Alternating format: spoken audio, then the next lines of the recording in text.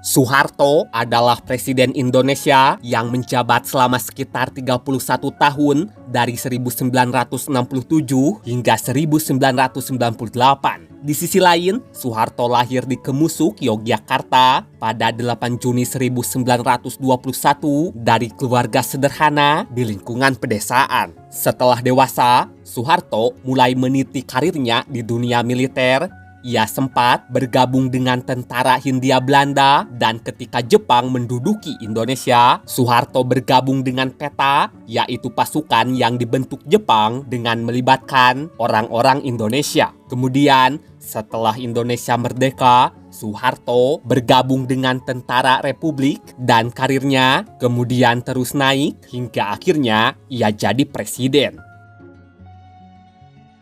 Jasa pertama Soeharto bagi Indonesia adalah menstabilkan ekonomi setelah kekacauan 1960-an. Ketika Soeharto mulai mengambil alih pemerintahan, Indonesia mengalami kondisi ekonomi yang tentunya sangat buruk. Bayangin aja, inflasi sangat tinggi, perekonomian mengalami kekacauan, dan negara menghadapi persoalan utang serta keterbatasan devisa. Dari sini, periode pemerintahannya yang dikenal sebagai Orde Baru mulai menjalankan kebijakan ekonomi yang lebih pragmatis. Pemerintah melibatkan para ahli ekonomi untuk menangani masalah ekonomi yang saat itu sedang kacau. Kebijakan ini berhasil menurunkan inflasi dan membuat kondisi perekonomian menjadi lebih stabil. Dalam beberapa dekade berikutnya, ekonomi Indonesia tumbuh dengan cepat. Bahkan Bank Dunia mencatat bahwa selama periode panjang sebelum krisis Asia 1997,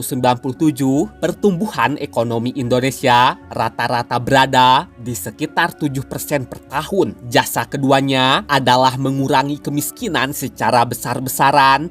Tak dapat dipungkiri, salah satu pencapaian terbesar Orde Baru adalah penurunan tingkat kemiskinan. Bisa dibilang pembangunan ekonomi, peningkatan produksi pertanian, program pembangunan pedesaan, serta perluasan kesempatan kerja berhasil membuat jumlah penduduk miskin turun secara drastis dibandingkan kondisi pada pertengahan 1960-an. Menurut data Bank Dunia, kemiskinan yang sebelumnya mencakup sebagian besar penduduk Indonesia turun menjadi sekitar 11% pada 1996. Jasa ketiganya adalah membangun infrastruktur dan juga fasilitas. Seperti yang diketahui, pemerintah Orde Baru melakukan pembangunan dalam skala besar, jalan, jembatan, irigasi, listrik, sekolah, fasilitas kesehatan, serta berbagai proyek pembangunan dibangun di berbagai daerah, termasuk pedesaan. Jasa keempat adalah mengembangkan pendidikan dan kesehatan. Pemerintah Orde Baru itu memperluas akses masyarakat terhadap pendidikan dasar dan juga fasilitas kesehatan. Sebagai contoh, program seperti SD Impres membantu meningkatkan jumlah sekolah dasar, terutama di daerah pedesaan. Jasa kelima adalah mendorong industrialisasi. Pada awal Orde Baru, Indonesia masih sangat bergantung pada sektor pertanian dan ekspor komoditas. Namun seiring berjalannya waktu, pemerintah mulai mendorong industrialisasi. Pada 1980-an dan 1990-an, sektor manufaktur berkembang sangat pesat. Indonesia juga semakin terintegrasi dengan ekonomi internasional dan berhasil menarik investasi asing dalam jumlah yang besar.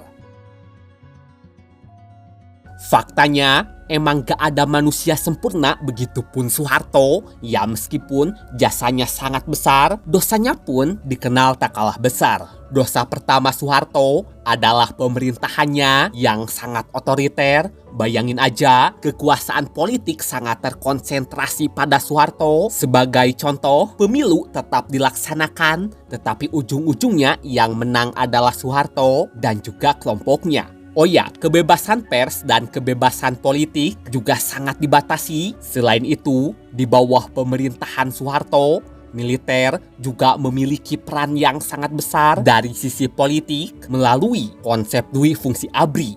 Jadi, militer tidak hanya bertugas menjaga keamanan dan pertahanan negara, tetapi juga ikut terlibat dalam pemerintahan dan kehidupan politik. Hal ini membuat kekuasaan pemerintah Orde Baru tentu semakin kuat. Dosa keduanya adalah pelanggaran hak asasi manusia. Seperti yang diketahui, salah satu sisi paling gelap pemerintahan Soeharto adalah terjadinya berbagai kasus pelanggaran hak asasi manusia. Kekerasan politik, operasi militer di sejumlah daerah, serta tindakan represif terhadap kelompok yang dianggap sebagai ancaman pemerintah meninggalkan korban dalam jumlah yang besar. Dosa ketiga adalah korupsi, kolusi, dan nepotisme. Bisa dibilang karena kekuasaan sangat terpusat, hubungan antara pemerintah, militer, pengusaha, keluarga Soeharto, dan kelompok politik tertentu menjadi sangat kuat.